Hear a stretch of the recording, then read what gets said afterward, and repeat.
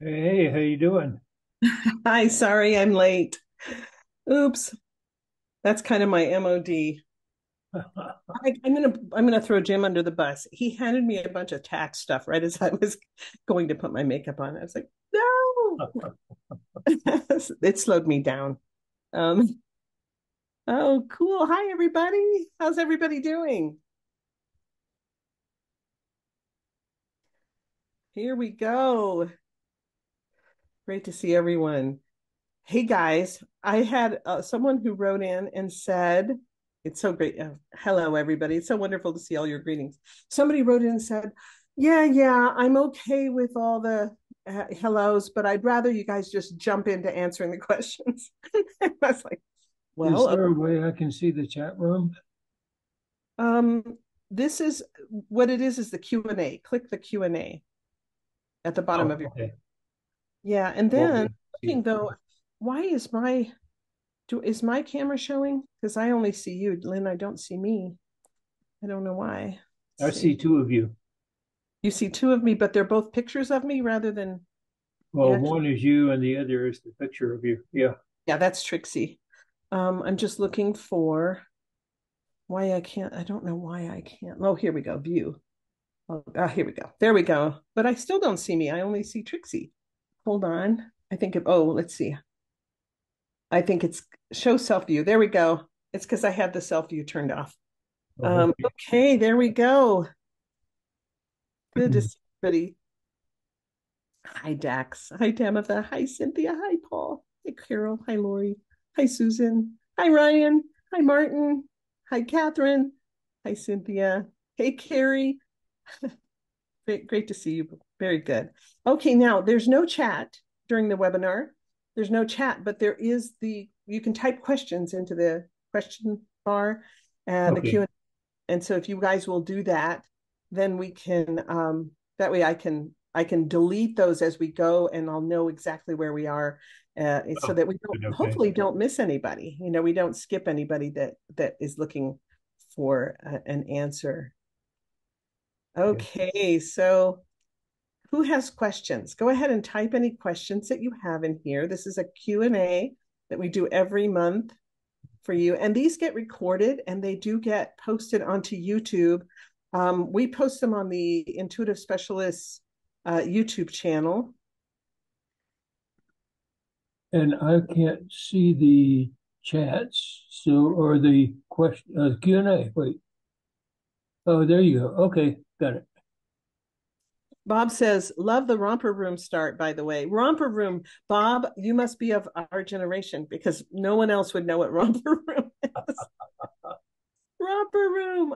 I don't even remember how romper room started, but I'll take your word for it. Yeah. Okay, now let's see. Just keep. Oh, the magic mirror. Okay, there we go. Carrie's like romper room. Wow. Hi, Teresa. Good to see you. Okay, so let's see. I think here comes Ryan with a question. Which ideogram is used for fire? My last target had a bonfire, and I got a compound ideogram with space, air, motion energy, and man made all connected. That's really actually very cool. I've always told people that fire falls under motion energy because it's energy. You Yeah. know, Yeah. it's always what I've told people, but I think it's very cool that you got a compound ideogram with space, air, motion, energy, and man Yeah. made connected. Hmm. That's very cool. Especially in the one that where you saw the bonfire. I know exactly which target you're talking about, and yeah, that's a man-made fire. I mean, Hmm. we definitely created it, so that's great. Thanks, Ryan. Hi, Maria. Good to see you. Suzanne says that she's calling in from Cleveland and she needs to go vote. Good, Suzanne. Um, okay, Bob says, what is the topic of today's discussion? Simply answering questions. Yes, Bob, this is just an open Q&A, so people can come in and ask any remote viewing questions they have. And oftentimes it leads off into other directions. I try to keep it to remote viewing, but you can ask just about anything. Um, Yeah. The ice made somebody chill, so So I'll step out. I- I'll step out to the other mountains.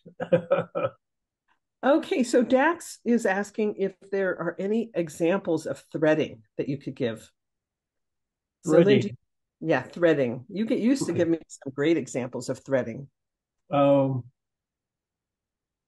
I would ask his definition of threading. Well, Dax is my student, and so she was taught according to the way you taught me. So threading, I'll just go ahead and jump in based on what I know Dax is asking because she's my student. So Okay, that's basically, what I would want is her definition of it. Yeah. yeah. So basically, folks, threading in a remote viewing session is when you're going from one thing to another. So an example would be, let's say the target is a factory. And Yeah. so we're describing the factory, and then we go from the factory to the owner of the factory. And from the owner, we go to the owner's ancestors and the Yeah. owner's line of work or whatever. You can just like, there's no end to a target because you could go from one thing That's right. to Yeah. another to another. Once you Um, get into stage four, any target can give you the entire universe. Yeah. so that's, yeah. So that's kind of the way threading works. Did that The help, reason Dad? I ask is because other people have started using threading, and um, I know Paul Smith calls that peacocking, where you just take one thing and then blossom out everything else. So yeah, there's such a variation of all kinds of terminology out there. That's why I ask. Yeah. Yeah, that makes a lot of sense. Make sure that we understand the question before we jump into answering it. Yeah. Danielle asked, I'm so excited for Lori's Future Self class this month and have also been studying time loops. Is there anything Lyn can share on his perspective with self time looping techniques to make decisions or create a better future for ourselves? Beautiful question. How many hours do we have here? Yes, and it works. Um, and time looping for self improvement and all that is mainly for making decisions. What if you could go through life making correct decisions all the time? Okay. The trick to it is that you have a decision to make, log it into a log somewhere. Okay. When you get the feedback for that decision, sit down and do a session accessing your past self and put hindsight into your decision. Okay. That part is very easy to do. The hard part of it is training yourself to listen to your future hindsight. So the whole thing of the time loop for that, the mechanics of it is to sit down and do a session targeting yourself. The difficult part is teaching yourself to listen. Once you teach yourself to listen, and you know there's going to be a session where you sit down and pass some hindsight back, hey, listen, we have databased it, okay? Uh, and the number of correct decisions you make are just going to skyrocket. Yeah. It's super important. And the thing too that we found, I think every remote viewer I know has found this. I know Lyn, you and I have talked about this, is that we have this amazing skill that we've spent years and years developing. Many of us have spent thousands and thousands of dollars developing. Oh, And yet when push comes to shove, sometimes we forget that we have that available to us. I know. It's like, what was I thinking? I'm a remote viewer. Why didn't I get X answer for myself? Somebody asked me the other day what was the most irritating, most discouraging thing about remote viewing. And no hesitation. The most discouraging, most, you know, thing about it is teaching people how to remote view and then having them come back and say, I need you to do a session for me because I haven't been practicing. And, and I've gotten to where I say, no, hey, practice.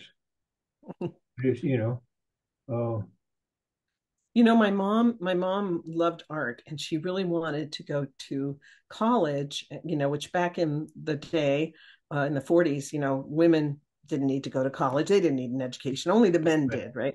And so her parents spent all this money to send her brother to school. And she really wanted to go to school and become an artist. And then, of course, that wasn't available to her. So years later, like 20, 30 years later, she was complaining to her mother about that and saying, no, I never got to go to school and I never, and her mother said, so do it now. No, it hasn't gone away. It's still there. Do no, it now.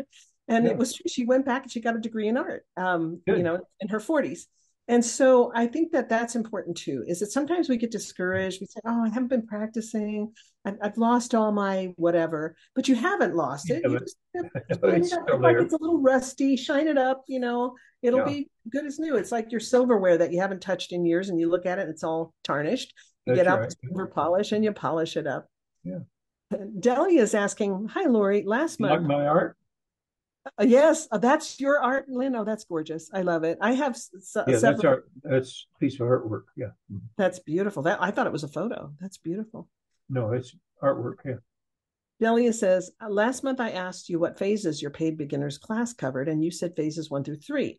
I know the free course covers these 3 phases. No, that's not correct, Delia. My free course only covers phase 1. The 6-week basic course covers very thoroughly phases 1 through 3, and you get 6 modules. I think Lynn also has one very similar. Not his is, he created his own. I created my own. So I don't mean when I say very similar that we copied each other. I just mean that because we totally did them separately, but we both have them set out where you get modules, and you get some every week, and you Yeah. can go through them, and they are very thorough. They are very thorough. And we're both teaching the English one technique, so we're both teaching the same thing. Yeah. Yeah, I mean, he's my teacher, so So this is the thing. Yeah. The thing is that the human mind is very complex, and you teach stage 1, and everybody sort of gets it. Okay, but even stage 1 can get complex, and I have had people go through stage 6 and 7, and at the end of that, they'll say, "Oh, now I understand stage 1." Yeah, and that's I can vouch for yeah, that.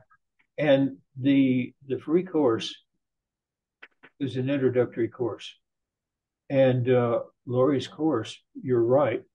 Reading here, it goes much more in depth, and then when you take the intermediate course, you not only learn the intermediate course, but you learn deeper meanings of the basic course. You take the advanced course, you learn deeper and deeper meanings of the basic and intermediate. You take the post advanced course, and so on. And what you're learning is not just a remote view method. You're learning to deal with your own mind, and that can get very complex. Mm-hmm. Very much so. Yes. So hopefully I hope that answered your question, Delia. Uh, Altogether, there are 6 phases, and then we have a thing we call phase 7, but it's very different from other phases. So we basically say there's 6 major phases, and then there's that's right. this Yeah. called phase 7. Anyway, so hopefully that answered that one. And then Bob says, you guys are good at herding cats. I'll listen and watch. Thanks. Thanks, Bob. Um, and Lori says, I don't think I've ever heard the term threading, or I missed it. Yeah, Lori, it's actually taught mostly. It's taught in the terminology part of phase of the basic course, and then we also cover it again in the intermediate course. And then let's see, and then Can I Dax says, give an example of yeah, love that. threading? Yeah. Okay, let's say you get a target and um, you have gotten the information of the target, and it's some factory or development or something like that. Okay. And then you say, okay, now that I know that part, who built the factory? Now then okay. Oh, I also found in there that the factory has, you know, factories in other places. Oh, really? Let's move to each of the other places. Okay. What do those do? And you connect threads from the basic out to it. Then you say, you find out one of those is built on a historical site. Oh, really? Thread to the history of that site, to the people who were there at the history. And this is what I say, from any one target you get, once you're in stage 4, uh, you can thread to the entire universe and all of space and time from any one target just by threading and asking questions. So I hope Yeah, that that's very helpful. And also, I hope it's okay if I bring this up. But I've also considered, based on things I've kind of gleaned from conversations you and I've had, that threading is also kind of a backdoor way to approach a target that you're having trouble viewing. right.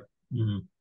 And so to elaborate just a tiny bit on that, if let's say you have a target that for whatever reason you're having trouble viewing, whether that target has been obscured from you through some advanced technique, or like would happen sometimes with military governments, or whether it's you can't view it because it's something that your subconscious mind is freaking out over, like Blood you have and guts or phobia, yeah. or something. Well, sometimes you can approach that target kind of through a back door by threading, okay, well, whatever this target is, I'm not able to see it. So maybe I could move to something related to the target that doesn't freak me out. And you view that and you can kind of skirt around it, viewing everything associated with it and get information about the target using that technique. Yeah. That technique of threading is what we generally call indirection. You get to a target indirectly because it's something you don't want to view directly. So, yeah, it's And all, we all have things that we don't want to view directly. oh yeah, Everybody does. Like I yeah. had this terrible fear of heights that Lyn perceived through trying to monitor me through height targets, and then helped me get over it by giving me a lot of height targets until I desensitized myself to that. And so there's, like think about somebody with phobias. I have a guy that I'm working with right now who has he has arachnophobia, and Oh, really? Jim didn't know that and sent him a photo of this huge tarantula crawling along the ground outside our house. And the guy was like, "Oh no," So anyway, so we all have our little things that we're dealing with. Oh, yeah. Maria asked a great question. She was talking about eyes open versus eyes closed, and I always encourage my students, keep your eyes open when you're viewing, because when you close your eyes, the tendency is for your imagination to go wild, and you see images and things and you think, oh, that's the target, and it can really lead you astray. But another reason I like to advocate for having your eyes open, and this is a little bit different from what many of you have read about the military way of doing things with the gray room, and the walls are gray, the floors are gray, the furniture's gray. We're trying to create kind of a palette for you to be able to see the differences, at the target. Mm-hmm. And that makes a lot of sense. But I found, because I had to learn to remote view in chaos, in the midst of chaos with the zillions of children climbing the walls, I found that actually for me, it's easier for me to remote view when my conscious mind is busy by all the visual information that it's constantly having in front of it. And then my conscious mind is like, oh yeah, here's the room, here's the table, here's this, here's that. And my subconscious is going, yeah, and I'm viewing the target. And I'm meanwhile writing everything down that the subconscious has given me. And it just, I don't know, it works better for me that way. That's what I found. Lyn, do you want to elaborate on that and with the eyes open, eyes closed idea? Yeah, a lot of times you'll be working along in a remote viewing session and something will draw your attention over to the side and you think, oh, that's a bother, and all that. It'll be, let's say, a blue vase over there. Okay. There is a reason why your subconscious said, look at that thing. The target is something like that. Okay. And so it's your mind. And if you had your eyes closed, you wouldn't have seen it. Okay. Also, they have done the brainwave studies. When you blink, it's not bad, but when you close your eyes and keep them closed, the alpha waves just come flooding in. That's where the images come from, and all of this. And like Lori says, you'll have something in your session, and you'll get this image. Your first response is, "Oh, that's the target." Listen, it's never the target. And so, yeah, we have found, and this is what Ingo taught to keep your eyes open. But I've practiced. Okay, I read that a minute ago, and it said, and it works for him. Okay. Uh, Mindset. the one where that question was asked, it's further up there somewhere. No, I've practiced mindsight alone for a couple of years with minimal success. No, it The one was about eyesight. keeping the eyes open, Oh, the one about keeping keeping the your eyes eyes closed. open. Yeah. It says for remote viewing, I've tried it with eyes closed. Seems to work better for me. I know Lori said eyes open when Yeah. I was taking the intro Okay. class. Here's the caveat that I would caution you with. It seems to work better. It always feels like it works better. The question is, when you get the feedback, score the session. Do sessions with your eyes open, do sessions with your eyes closed. Look at the scores. Does it really work better? We have found that the better a remote viewing session feels, usually the more erroneous it is. Okay. I used to wail to Lyn and complain to Lyn and be like, Lyn, I wrote him this letter one time. He had me go through all kinds of different rigors to help make me a better, more versatile viewer. And one of those one night was I had to get this session into him like urgently, because that way it puts the pressure on and it teaches you Yeah. to, hey, drop everything. We got a kid's life at stake. Let's get this done.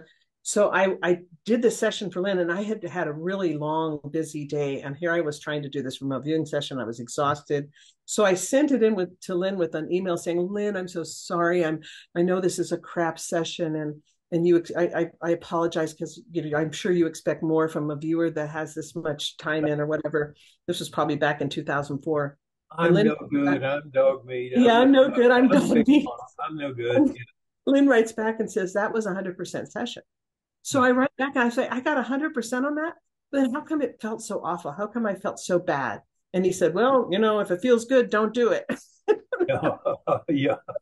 And I get a lot of viewers who ask me, well, is it going to feel horrible for the rest of my life? I mean, am I always going to feel bad when I'm doing well and feel good when I'm doing badly? Because that's kind of, especially when you're learning and you've got this dynamic going on between conscious and subconscious mind, there is that tug of war, sibling rivalry. It feels like a bad session when it doesn't make sense to your conscious mind. But When your eventually, conscious mind is not the viewer. exactly. And your conscious mind has zero psychic ability. So when a student tells me, oh, I was doing this session, I was doing the assignment you gave me, but I threw it out because I knew it was crap. I'm like, no, you couldn't know it was crap. Until you see the feedback, you don't know that it's crap. Pull That's right. those sessions out of the garbage and let's look at them. And oftentimes the part they thought was garbage and threw away is like super accurate. And when they restarted and did Yeah. it with conscious mind, that was the crap. Yep. So just know your conscious mind can't judge that. And when you think, oh, this really works better for me, like Lyn said, go by the statistics. Don't go by what you think was better. That's If really your conscious mind is in charge, it's going to feel like a good session. And it's usually crap. yeah. Well, and then to answer my other students who ask me, does that ever really? Yeah, if you keep practicing, you reach a point where they become friends, and then that really quiets down, Yeah. and you start Yeah. having that constant thing, and it does really get better. Paul asked if there's a way if you have. I'm a retired boomer with ADD. I'm not retired, but I'm a boomer. I'm 66 and I have really bad ADHD, which is why if Jim shoves tax papers in my face right before I'm getting ready to come on here, instead of going, hey, I don't have time for that now, I've got to get on, I'm like, what is this? But is there a way to quiet the mind? Actually, I found that ADHD is not in any way a hindrance to CRV, to doing CRV, because the structure, focusing, giving yourself the structure to focus on is actually the way that Mhm. you get the conscious mind out of the way. That's why we emphasize structure so much. Lynn, did you know that Henry Gilroy called me the structure Nazi? The structure Nazi? Yeah. Uh-huh. Anyway, uh, but anyhow, so that's why the structure is your friend, Paul. Just It keep is. that in mind. Yeah, keep your conscious mind on the structure and let your subconscious mind run free.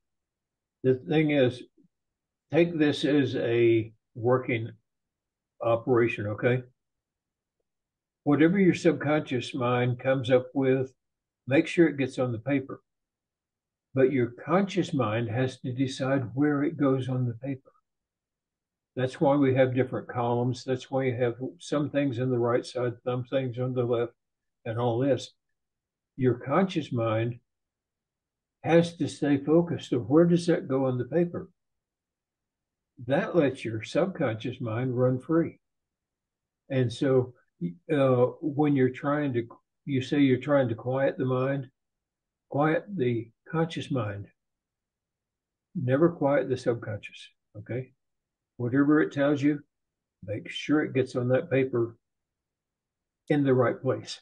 And also, I found that when it comes to ADHD, the word quiet the mind just automatically makes most people with ADHD go, forget that. That ain't going to happen. So, one thing you can do instead of trying to quiet the mind, get the conscious mind busy. Like the analogy that Lynn created of the president of the company. You get that president down at the docks busy stacking boxes by focusing on the structure. And so instead of quieting it, you're really getting it to focus on, you're giving it a job so Yeah. that the conscious, because we need to respect the conscious mind's Yeah.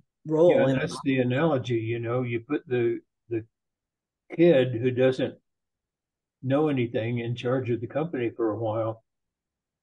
And to keep the father, the boss of the company, out of the kid's way, you put him down on the loading docks. And where do I stack this incoming thing? Do I stack it over here? Do I stack it over there or whatever? Yeah. And Christina said, is there a difference between remote viewing and controlled remote viewing? I'll answer that one really quickly because the questions are building up and we're running out of time. So, yes, remote viewing is like the term martial arts. If I say I have a black belt in martial arts, you'd say, what kind of martial Yeah. arts? Karate, Yeah. jujitsu, what? Well, so remote viewing is a generic term for all sorts of psychic functioning. Controlled remote viewing is a very specific written set of protocols developed for the US military. So that's the Ninja. answer. Ninja. Yeah. Ninja, right. Okay, then Natasha, sorry, I haven't seen you in forever. The course that the other lady was referring to is on November 21st. I'm teaching a 1 hour course. It usually probably goes 90 minutes, but it's on how to contact your future self. It's a really fun thing. And it includes a few things that I've developed myself that have really worked for me, using the body, of course, as a link and then some things that I learned from Lynn. And the thing about this course is it's free for people who are in Club PRV, but it's only $11.11 if you're not in the club. So it's really easy. Trixie, if you could please post that in the Q&A for people, if everybody can everybody see the Q&A? I'm assuming everybody sees all the questions. If you could post the link to that, then people can register for that. It's November 21st at noon, same time that this started, same time, noon Mountain Time. And then we have Hugh. I have a little trouble figuring out which ideograms are Yeah. what. Hugh asked about the practicing the ideograms. My website does not have the ideogram program, and Lori's does. I don't have an online one. I do have one that you can download for your Windows computer. If you have a Mac, buy a computer instead. But if you want one that's online, The best one is on Lori's website. Yeah. Actually, I have to say that my website is a WordPress website, and when WordPress updated, the wonderful practice thing that I had on my website kind of failed, and they had a programmer that rebuilt it, but it's not nearly as good as it used to be. So there's one, Trixie, if you could post that. I know we have that, though. There's a really good link of a guy who built a wonderful practice program that works fabulously, and you can choose the voice that you want it to read with. You can add words, take away words, choose the speed and everything, Yeah. and it's much better than the one on my website now. So Trixie, could you also post that for us? Thank you. I hope that answered. But the thing about Hugh, the best way to figure out which ideograms are what is through post-session analysis. Look at your feedback and determine, well, here I moved to this thing. Maybe you have an ideogram that you don't recognize and you list it as unknown in your B section in your AB process, and you move to the unknown in phase 2, and you're working along and describing whatever this unknown thing is. Then when you're done, look at your feedback and see if what fit that description. Oh, that must be what that ideogram represents. And that especially is helpful if over time you see a pattern. Every time that same little squiggle shows up, and you look at all those sessions in which that squiggle showed up, and you go, oh, there's a red car in every single one of these sessions that I described when I moved to the unknown. That new squiggle must be something my subconscious mind said, you need an ideogram for red car. I'm just picking that out randomly, but you get the idea. That will help you improve that link and understand your ideograms better. Did you want to share anything about that, Lynn? No, that's good. Yeah. Okay. Then we have the anonymous, how can I better remote view numbers? Oh, Lynn, I'll let you handle that. How can I better remote view numbers? Gosh, thanks. ARV is the best way to view numbers, not CRV. To be honest about it, CRV sucks at numbers. Okay. The fact is that in CRV, it's very easy to get numbers up through about 7, but once you get above that, it's very difficult. ARV has several different methods for getting numbers. So that's another topic altogether. Yeah. Yeah. We also have a few techniques that we teach in the phase 6 in the advanced course. I'm teaching an advanced course this week, starting tomorrow. It starts tomorrow. Oh my gosh. I'm starting on a 3-day advanced course tomorrow. but yeah, there's a few tools in there as well for getting numbers, but I think ARV is definitely the way to go. And then let's see. Then we have Catherine says, in time looping, what tips do you have in teaching yourself direct? Oh, Catherine, I'm going to really be diving in depth in that November 21st, if you are interested in that, because since Lynn already covered that, we want to get to other people's questions that haven't been able to get answered. So I'm going to go ahead and move on from that one. And then Tamitha said, wow, that's gorgeous. I thought it was a photo too. Yeah. Oh, she's complimenting your art, Lynn. Oh, so is the ice thing, by the way. It's one of my paintings. Oh, but that's very cool. That's what our sky outside looks like right now. Yeah, Lynn, Lynn, can you give people the website to another painting too? Go ahead. Can you give people the website that they can go to look at your art? Because don't you have all that online? CRV IEWER, just one V. CRV viewer, but there's just one V. CRVIEWER.com. CRViewer.com. Okay. Yep. Mm-hmm. George, hi, George Villapando. When I was younger, I frequently had lucid dreams. As an older adult, they've completely stopped. Is it something I did mentally to block them? Will that also affect my ability to view? And if yes, how do I reverse it? I don't know if I have the answer to that, because everybody's different. And lucid dreams, I don't know. There is a course you can take with not David Oates. That's reverse speech. Reverse speech. I forget who it is. There's a course you can take that's supposed to be very good about lucid dreaming. I forget the name of the person who teaches. Yeah. Does Monroe Institute teach that? No, they teach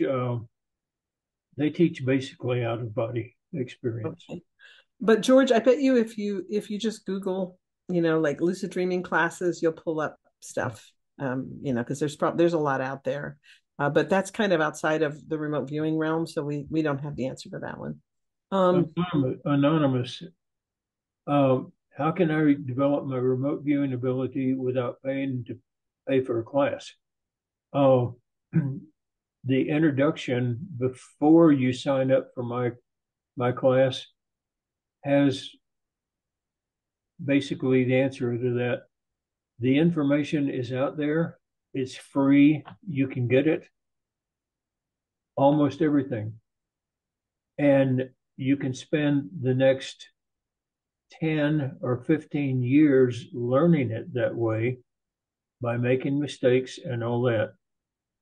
Or you can pay for a class, learn it in 1 year, and so the question is, you want to spend a long time learning it and a short time using it, or a short time learning it and a long time using it? Oh, that's a beautiful way Really to a put it. question you have to ask. That is a beautiful way to put it. Sheila, guess what? The 6-week advanced course is just about ready to come out. It's filmed, it's edited, and all I have to do now is go through it quickly and create the homework, which won't take me long. The only thing is that there have been several things that have just kind of been gotten in the way. We had a little medical crisis, not really little, a pretty big medical crisis with Jim last week. And there's been a few things that happen. Life happens and gets in the way, but we've made a ton of progress, and it should be out very, very soon. So, and Sheila, I love you. I know you, and I'm sure that I'm going to be excited to put that out there. This is kind of an important one, Eckhart. Uh, what is the process when you remote view a person? Okay. On that, if you teach yourself that, you're going to learn it the hard way. Definitely take classes. The one thing that you have to learn when you remote view a person is observe that person. Don't get involved. Mm-hmm. You get involved, that person's problems become your problems, and so on. And there's also subtle leaks in it that that person has hard, firm religious beliefs that are not yours, political beliefs that are not yours, whatever. Those are going to soak into you too. When you view a person, you observe that person and describe them. You don't get involved. Okay, very, very important. Yeah, and so Eckhart, you've taken my intermediate, so you know all the warnings about the SI column, and there's many, many warnings that go along there. But really, truly, just if you kind of go back through the intermediate course, you'll really get a lot about how to do that. And if you're able to join us for the advanced that's starting tomorrow, because I know you're ready. I went over your intermediate your intermediate test. Go ahead and try it and just see. That also will give you more abilities or more tools to use to remote view a person and get better answers there.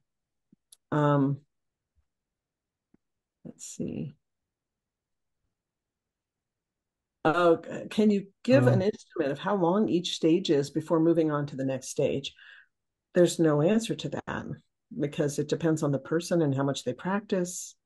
It depends on whether you've mastered it or not. Yeah. If you haven't mastered the stage before, don't go into the next one. Yeah, and it's built on the stage before it. And Christine, everybody's different, and it depends on there's so many factors that can affect that there's really no one answer for that one. Delia has a good question here. I read somewhere, and I know where, when dealing with a stray cat or an AOL, it keeps jumping here, that once you write it down, you should drop your pen as it is helpful to disconnect from it. Is that true? Listen, uh, where that all got started was one of Ingo's students would write it down to the side and not let go of it.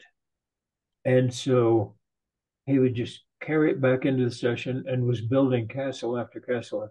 Finally, Ingo said, lay your pen down, and would talk to him for 5 minutes about all the kind of different other things and say, now pick your pen up and go back to the session once he got his mind off of it.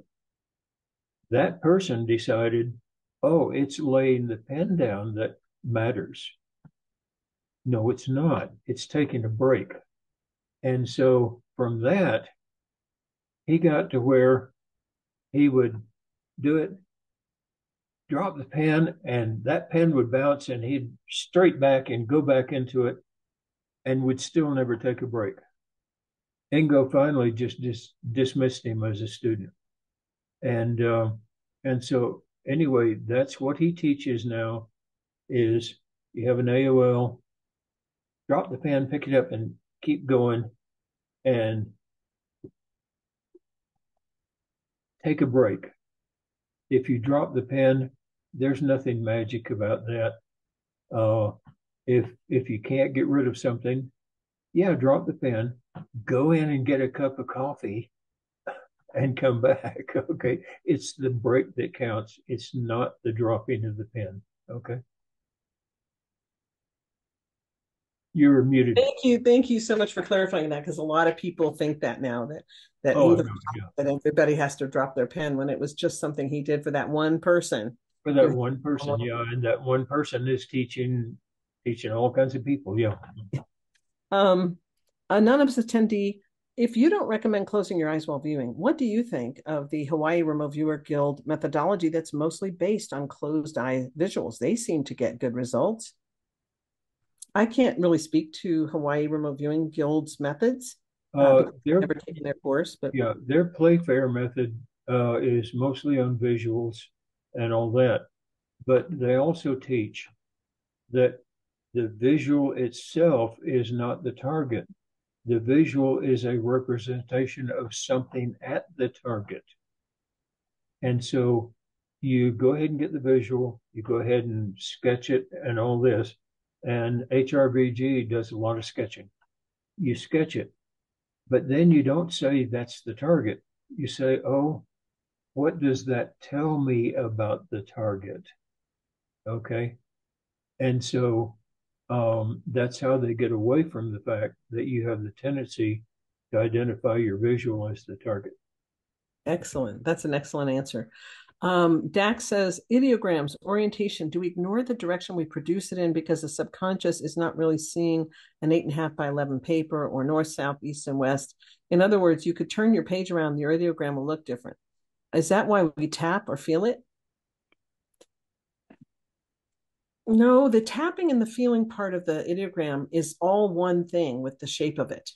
So Ingo called it the motion feeling and said it's all just one thing. So, and he did also teach that ideograms can show up in any configuration, upside down, sideways, right side up. It just can show up in anything. I found over time, and I don't know if this is universal, Lynn, you might jump in, but I found with my ideograms over time, the configuration sometimes added a nuance to the ideogram, kind of telling me something about that. Yeah. Mm-hmm. Which it was really helpful. But that's not always the case, and it's definitely not the case with brand new viewers who are just learning. Right. Their ideograms can show up in any configuration, and man-made is man-made regardless of whether it's upside down, right side up, sideways, or whatever. Right. So directions. Along that line, there's a misunderstanding about the A and the B. Okay. Oh, I know Dave Morehouse, I think, teaches A, the shape of the ideogram, B, the feel of the ideogram, C, the meaning of the ideogram. Oh, I did not know that. That's not what Ingo taught. And there's a very important difference here. You have a straight line, okay? And that straight line feels rough, okay? So that means land. That straight line is very smooth. That may be ice, something like that. Okay. And what Ingo said was that, like a word in language, not only the word, but the definite meaning and feeling of that word in the language describes what it's talking about. And so Ingo had A, shape and feel. All right. Because straight across feels rough has one definition. Straight across smooth may be something totally different. Okay. Even though it looks the same, doesn't feel the same. And so he has A, the combination of those two, B, has this definition. Okay. So it's the combination that's important. It's not the shape of the ideogram itself. Very good. That's excellent. Susan asks, what about when phrases or pieces of phrases come to mind to a viewing? Susan, we usually call those P7s. And especially if it doesn't feel like it's your voice or you have an urge to put quotation marks around it. Like I was doing a thing one time at Target in South America, and I kept hearing "Don't Cry for Me, Argentina." Just that part, "Don't cry for me, Argentina." It just kept playing over and over in my head, not the whole song, just that part. Yeah.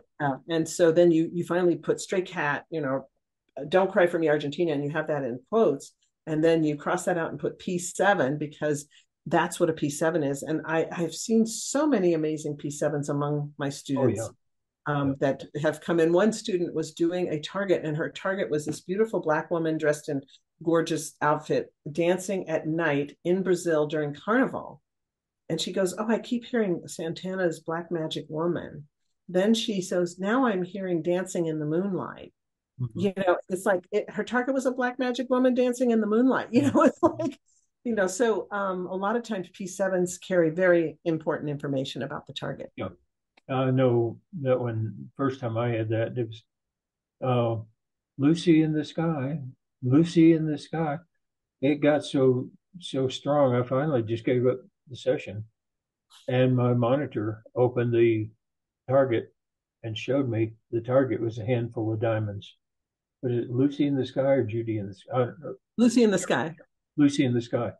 And, but to answer her question more directly, what do you do when you get a phrase? Write it down. Where do you write it down? Your conscious mind decides to write it down over here as a P7. Yeah. On the right side of the page. Yeah. Right side of the page. Okay, great. Martin asks, keeping eyes open sounds similar to using a confusion induction in hypnotherapy, distracting the conscious mind to allow the subconscious to operate. That's similar. Martin, I also was a hypnotherapist. There's definitely a tie to that. I don't think it's exactly the same, but definitely I can see why you would relate that way. Principles there, yeah. Mm-hmm. Maria asks, when you're remote viewing and get certain images popping in about the target, is there a way to focus the mind and focus on what is showing without defining what the target is, as defining itself may be inaccurate? I just set those. You get a vision about something, okay? If you notice something about it that is a descriptor, that's your subconscious telling you it's like this. If what you notice, first of all, is, oh, that's a car, okay? Take all your nouns and set them to the side because that's your conscious mind determining what that vision is instead of your subconscious mind saying what it's like. Okay. And so when you get those, you write them down, but your conscious mind determines, is that a noun or is that an adjective or an adverb or a verb or something like that? And this is the process of keeping your conscious mind on the structure, your subconscious mind, whatever it tells you, write it down. Your conscious mind decides where. That's beautiful. Um, Maria asked when, oh wait, that's the one we just answered. Sorry. Let's see. Then, oh, and there's Lori and Ryan both put links to an ideogram drill. They all put, and so did Daniel. I think that is the one we're using. And then Martin said, can you do ideograms on a touch screen rather than on paper? Yeah, I mean, how do you, I personally, I'm just, paper is the way to go. But Lynn, remember when you've done targets using a mouse and touching the target with your mouse? I mean, let's talk a No, little. back when we didn't have uh, anything except the green letters and text and no, we had the old computer. I would do what I would call viewing in the green room, but I had tabs set up for the different columns and all that. But the problem with doing your ideograms on a touch screen is that they're gone. Okay. If you do your ideograms on paper, when you look at your feedback, you can go back and it's still there. And you can say, oh, that's what that ideogram means. If you've done it on a touchpad, it's gone.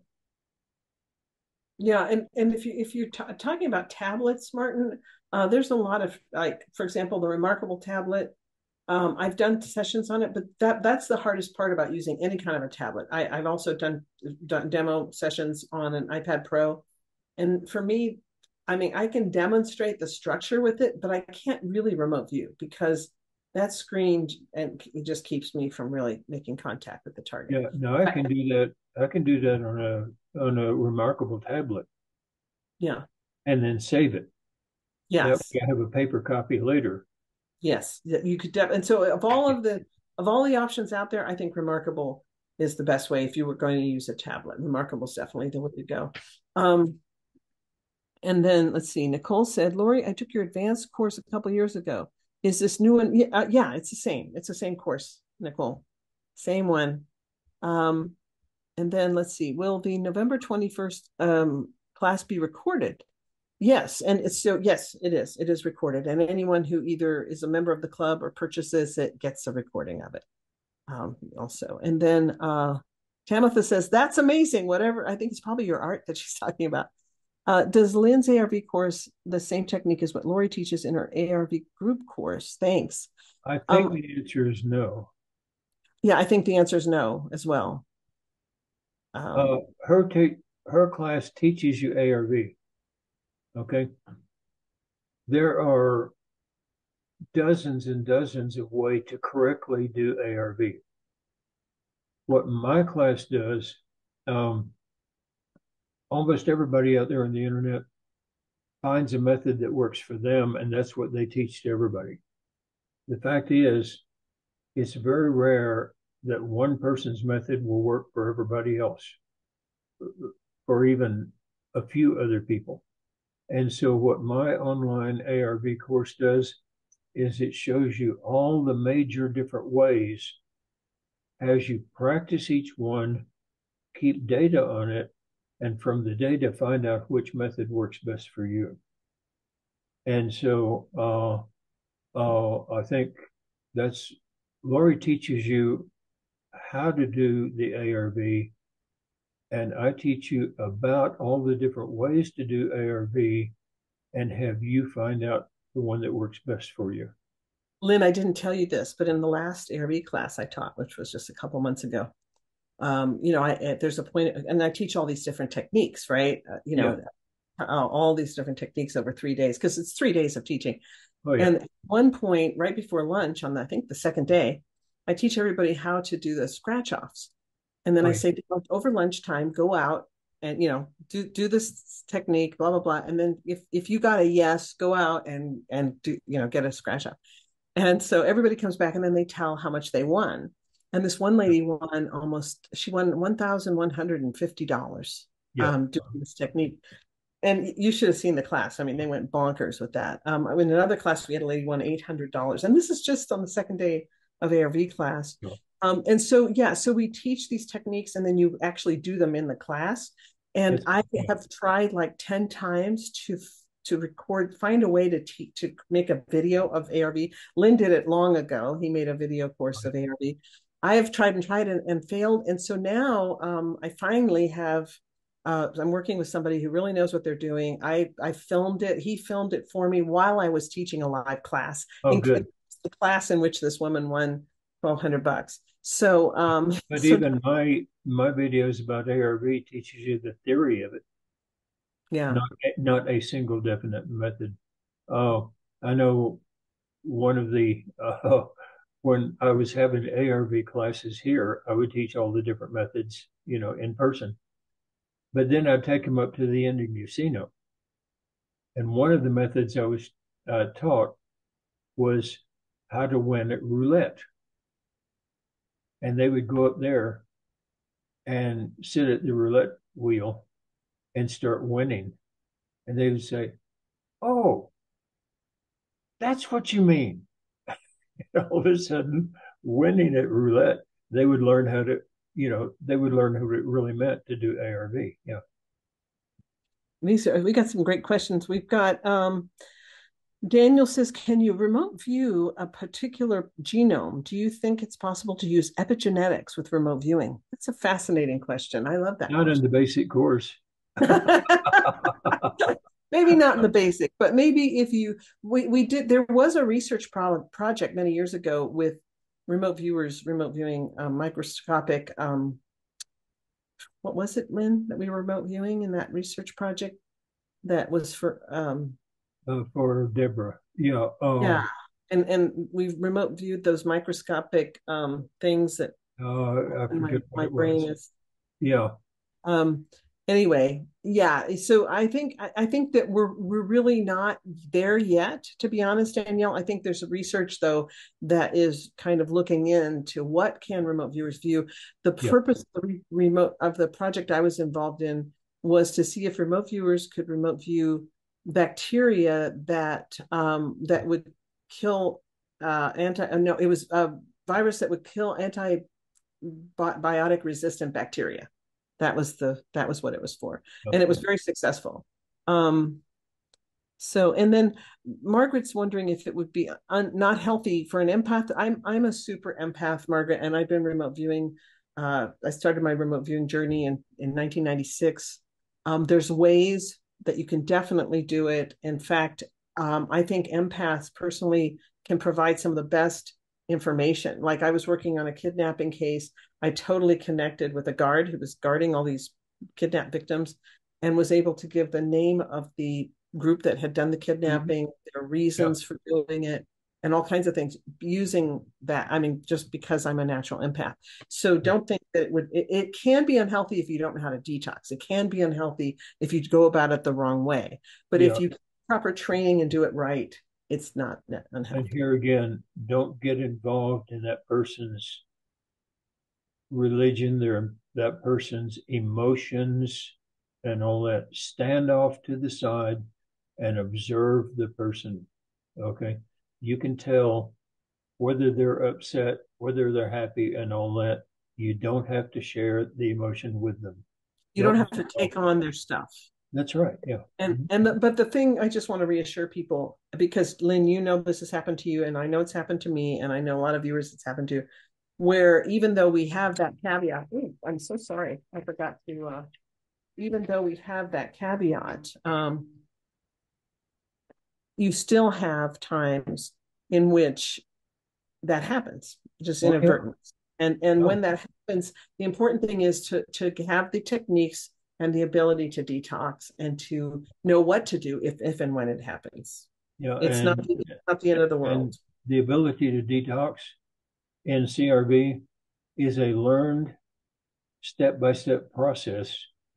It's not something where you say, "Oh, I'm not going to work." No, it is a part of the CRV process. It's a step by step thing, and take the class. If you're going to view humans, take the class. I'm serious. Yeah, that's so true. Alan asked, what's happening when I can identify a stray cat that happens when I'm not in session? Sometimes I'm walking or washing dishes or whatever, and suddenly I say, oh, I just had a stray cat of a speeding car. Could be anything, but it's not when not in session. Oh, I'd love to hear your answer on that one, Lynn. That's where you're learning to CRV. Yeah, You're learning to listen to your subconscious mind. because what if that speeding car is something that, is warning Yeah. you about something that's about going, that you're going to have an encounter with the speeding car when you are walking, What's so actually happening is that your subconscious mind has learned that it can talk to you and that you will listen. This is a good thing. yeah, very Uh, good. yeah. Very good. And Suzanne asked, have you ever had anyone that could not remote view after taking a class? Also, do you think a person needs to be able to give a certain amount of time to learning in order to be successful? Life is so busy currently. Thank you. Whew. Should we tell them about my life when I first met you, Lynn? Talk about busy. I had 7 children. My oldest daughter and her husband had just had a new grandbaby and they were living with us. Plus I had 7 children. My youngest, I think, was 4 or 5. And plus we had 4 nieces and nephews living with us and a couple of additional teenagers. When you have a lot of kids, people think they can just drop their kids off at your house and you won't even notice they're there. And so plus I had a job running a refugee resettlement program where I was working 24/7. I'd get calls in the middle of the night from the police. I mean, it was just really crazy job. And so my life was pretty insane. And I had to find ways to practice. And I practiced like in the bathroom.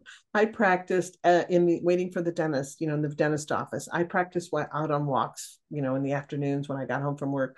I practiced, anytime I had a spare minute, I always kept a clipboard with paper and I would just, have a session. I would often have an envelope with a target in it.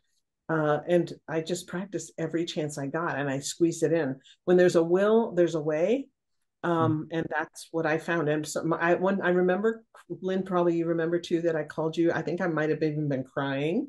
And I was like, well, I can't, it's taking me, 2 weeks to get one session done. I'm viewing in 10 Yeah. minute spurts. My life is insane. And you really encouraged me. You were so kind. And you said, well, that's going to make you really versatile. You're going to be such a versatile viewer. You'll be able to view under any Yes. circumstance. Yeah.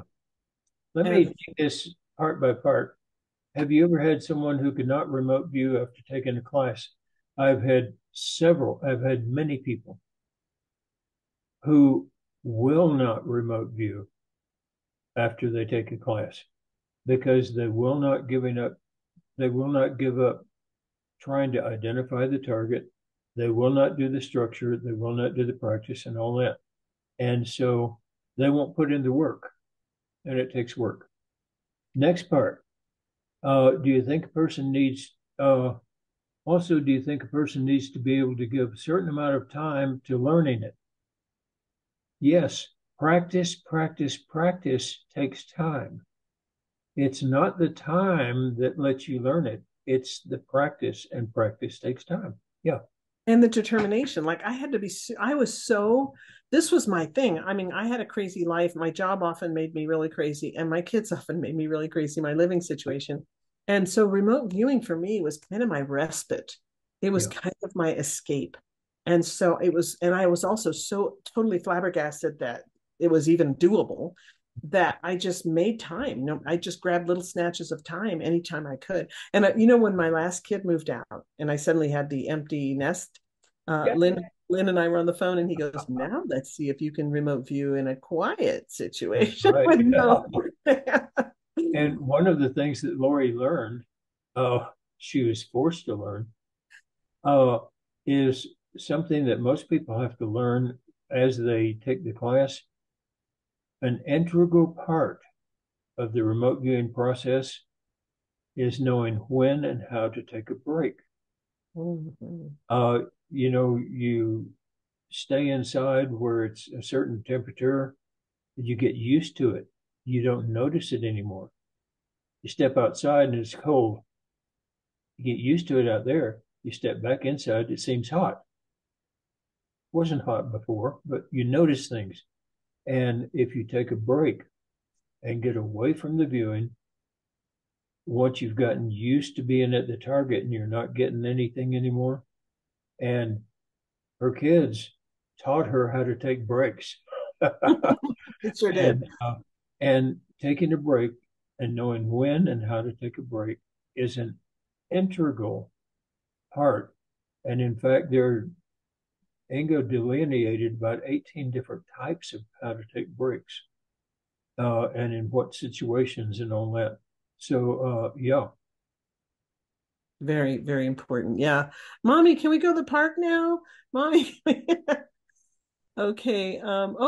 Yes, Danielle, the Audible book is out, and the launch team is buying it. Right now, it's only available on Google Play and on Spotify and on a bunch of those. It's like on 20 different platforms, but Audible has not yet put it up on their platform because they're punishing me that I didn't make it exclusively Audible. So as soon as that, but if you're on my launch team, you should be getting launch emails from me. If not, you can write to support@intuitivespecialist.com and Trixie will add you to the launch team so you can get the updates and the emails. But you can go to Spotify and just put Boundless, your how-to guide to practical remote viewing, and it'll pull it up. And when you buy it on Spotify, you automatically get a PDF of the book, an actual ebook, and it's got clickable links and everything. And and I'm the one reading it. Somebody wrote me and said, I had no idea you were the narrator. I was so shocked when I heard your voice. And I thought, gee, I never thought to tell anybody that I narrated the book, but I just assumed, I guess, that everybody would know that I narrated it. I found out that my book is out in Audible So and you have an Audible audio version of your book? of The Seventh Sense. Yeah, I did not know that. I didn't know it either. Who recorded it? I have no idea who recorded it, but they Because did a you're really good supposed to be job. the one who They chooses mess the. up all the Russian words, but uh, It's in Russian. they did It's a in really Russian, good job of it. Yeah. but it's in Russian. It's not in English. No, it's in English. Oh, it's in English. I have And Russian, oh, I have Russian words in there, and that's interesting. Because normally, I mean, you're supposed to choose the narrator. The author should I choose the. wasn't even told they were going to do it. That is really strange. Wow, that's cool. Anyway, so it's out there, Danielle, if you're interested. And then, and then let's see. We're going to keep moving on here. Lori has one here. Who? Oh, Lori Pershall. Yeah. Oh, there she is. Okay. That's not it. How about Christina? Let's go in order. Christina and Darius. She's the next one. Christine is the one. Yeah. Um, can you tell me if anyone who has no psychic abilities? I have never found that person, by the way. Uh, your subconscious has psychic abilities. The fact that you don't use them doesn't mean you don't have them. Okay. And when they start, it opens up psychic abilities. Yeah. There used to be a bunch of teachers saying, we will teach you to be psychic. That's ridiculous. You already are psychic. We will teach you how to listen to your psychic self. That's it. I have never met the person who has no psychic abilities. Okay, that's great. And then Natasha's saying, if you haven't done CRV in over a year, how would you get back into it? Do's and don'ts.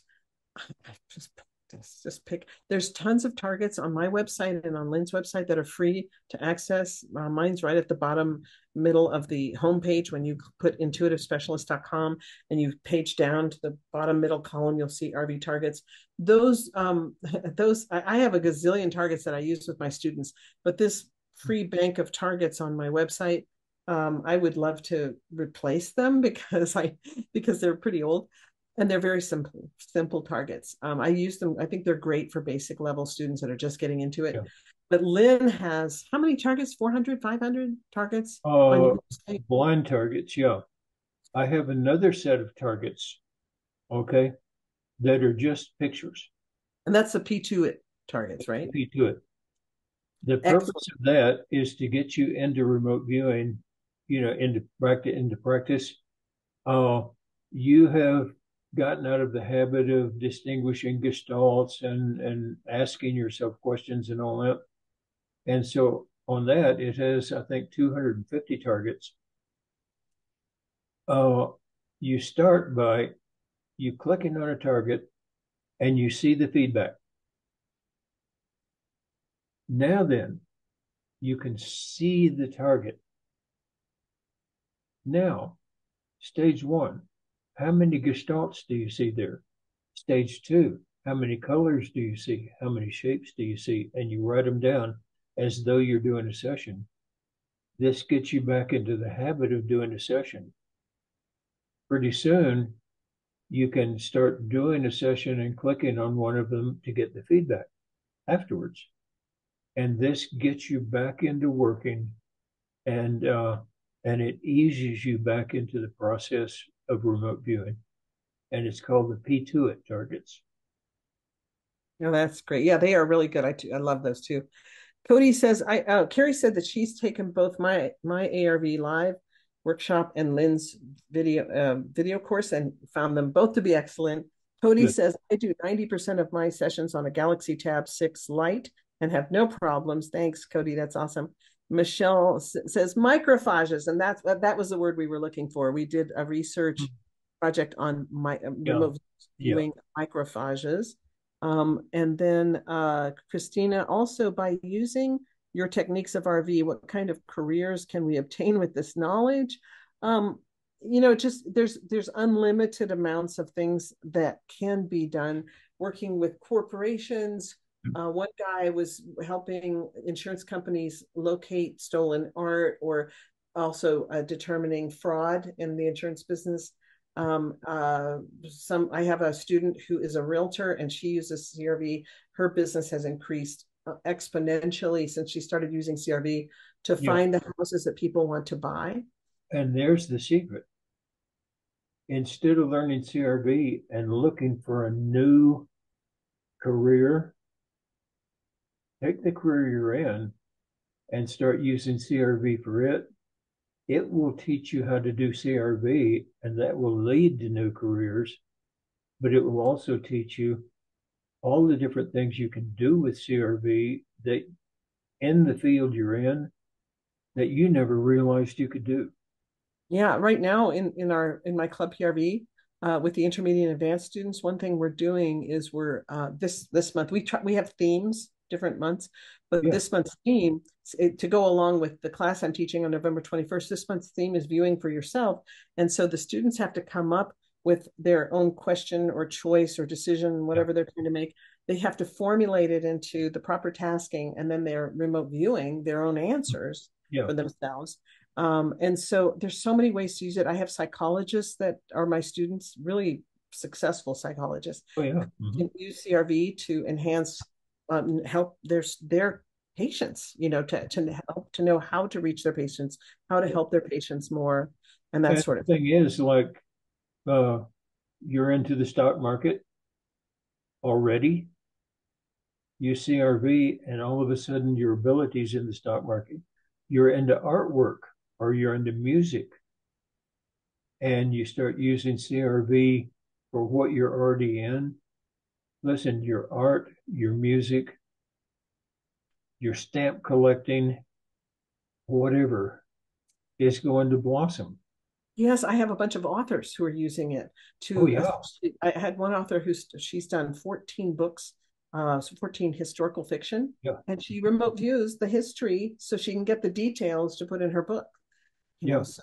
There's one guy over in France that he wrote and told me one time that he's making his living doing short stories by remote viewing the story stone, because it gives you a different story every time. You can't remote view the story stone without getting the story, and so he writes short stories. He remote views the story stone, writes a short story, sells it, remote views the story stone, and so on. Yeah, very cool. Well, guys, we have reached the end of our time. We've actually gone over by almost 20 minutes. I hope you enjoyed this Lyn and Lori webinar. We're having another one in December. Let me just share that when that is. The next one that we have coming up, I believe, is December 5th. December 5th, same time, same station. We'll be putting out the registration link for everybody. We love you all. Glad you're here. Thanks for attending. Anything else you want to say, Lyn? That we're not just available 1 hour a month. Hey, drop us a line. Okay. Yeah, for sure. We've got there's a free course on my website at intuitivespecialist.com. Lyn has a ton of free resources. You can go to his website at crviewer.com Yeah. and you'll see free resources. On my website, you'll see free stuff. There is just tons. I mean, it would take you months to go through all the free stuff just between our Yeah. two sites. And for everyone, down at the bottom of my opening page, there's a link to the online courses I teach. You don't have to sign up for the online courses. There's a pre sign up video that says, why take a course? I would advise everyone to just look at that video. It's free.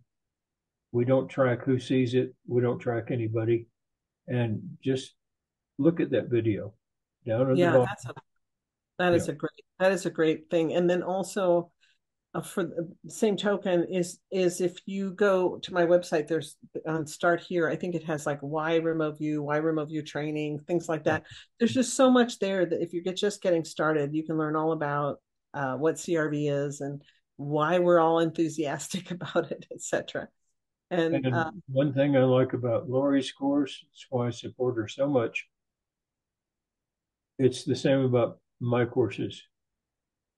Neither one of us are in it for the money. mm-mm. We're in it to help people learn remote viewing. And so many of the courses out there are, I'm sorry, they're just in it for the money. And That's so huge. That is so huge. Yeah. Boy, yeah.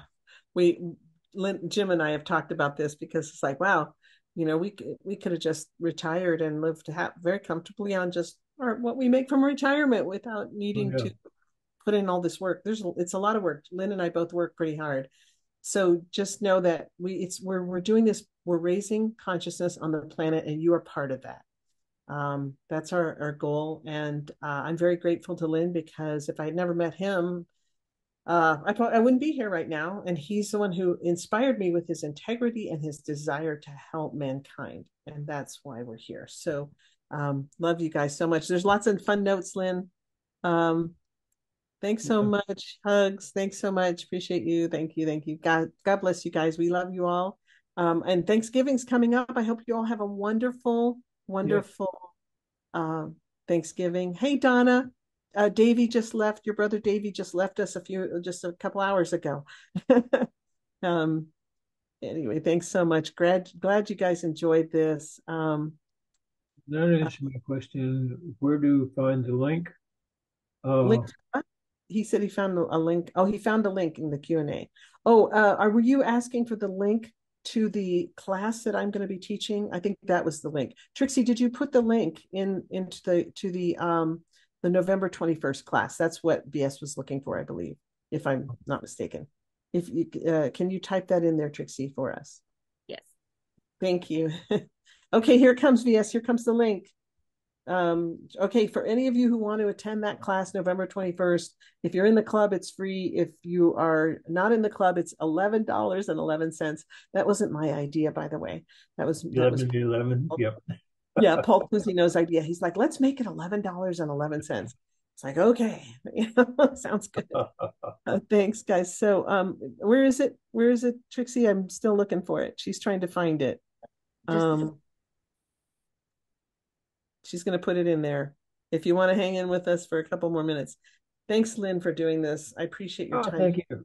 Yeah, I enjoy this. I enjoy talking to you. Yeah. And it's always a great time for us to get to see each other again. Yeah. And if you guys want to, do you want to give people your email address to contact you if they want to drop you a line? You mentioned CRV at beyondbb.com.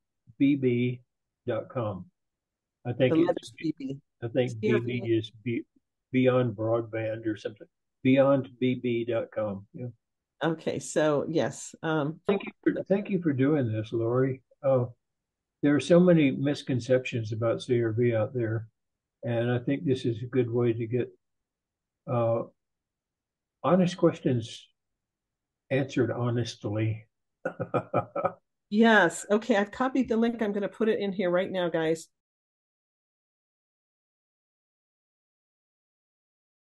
And you'll be able to get to that class. And again, this is not a class we do for the money. We don't make, hardly anything on it. It's just a free, fun class. It's not completely free, but people have been writing me and saying, thank you so much for creating something that I can afford. So, because these really are good classes and they teach you usable things that you can do that are easy and fun. Thanks so much, Catherine. Okay, guys, thanks so much. I hope you had time to get that. I'm going to go ahead and sign off now. Lynn, thanks again for your Oh, time. I thank you. Yeah, thank you. appreciate you. We'll see you later.